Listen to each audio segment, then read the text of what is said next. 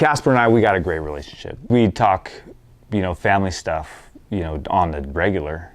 I found out that they were going through this process of studies and schooling and, just trying to find better alternatives for, the situations that they were in. My son, Luca, he's 5 years old, autistic, and he's nonverbal. We wanted him to go to Artful Expressions because we had been just about everywhere.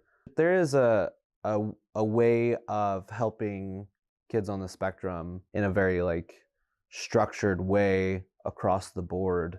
And that works for some people, but it seems to not work for everybody. And what they do, it's specialized to each person.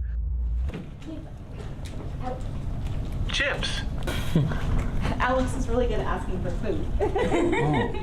Alex, do you know where they're at? Artful Expressions is a speech therapy practice. It's different than kind of the traditional one-on-one speech therapy. We specialize in group therapy for autistic or neurodivergent kids. Body better? Yes, body better. We follow the neurodiversity model for accessing communication. It's strengths-based. So we don't look at a child and say, oh, they're autistic. These are all their deficits. We look at a child and we say, let's see where their strengths are. Then we build on those strengths. Hey, Luca, what are you doing? Lego person. Oh, you're gonna do Lego person?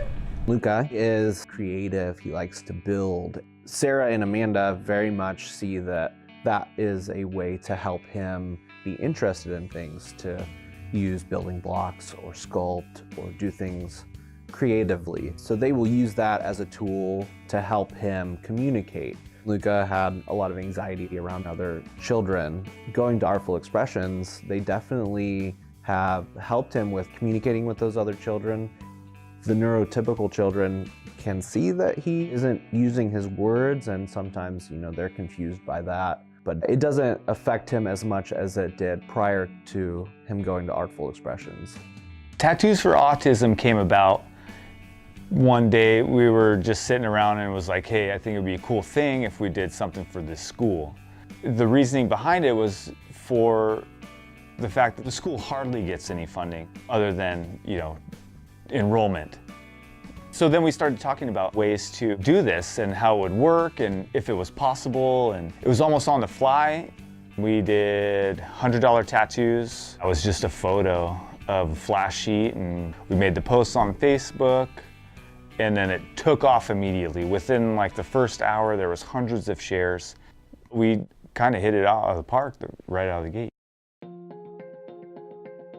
I have never been so blown away by an event. And this was not just people from Olympia. I mean, there were people who came from Seattle, who came from Portland. I cried. I definitely had tears in my eyes. I think I called my husband and said, oh my gosh, there's a big line of people standing outside the door. There were people around the corner. I mean, there was probably 80 people in line before they opened at 12 o'clock. And I literally drove up and was like, oh my God. I could not get over how many people were there already. Where did you park? I know. I parked way down the street. I'm sure we were in lots we were not supposed to be in. Last year's Tattoos for Autism Drive raised $8,700 and then a little bit more through t-shirts as well, so around $9,000. We used that money to extend kids that had signed up for camp and gave families that were having some financial hardship scholarships for school year programs that had come prior. I'm proud of all these guys coming in, giving away all that was made. We did 87 tattoos between 6 of us. That's a feat. Hopefully this year we do even more. I think that if people feel compelled to come out, I think that they should definitely come out.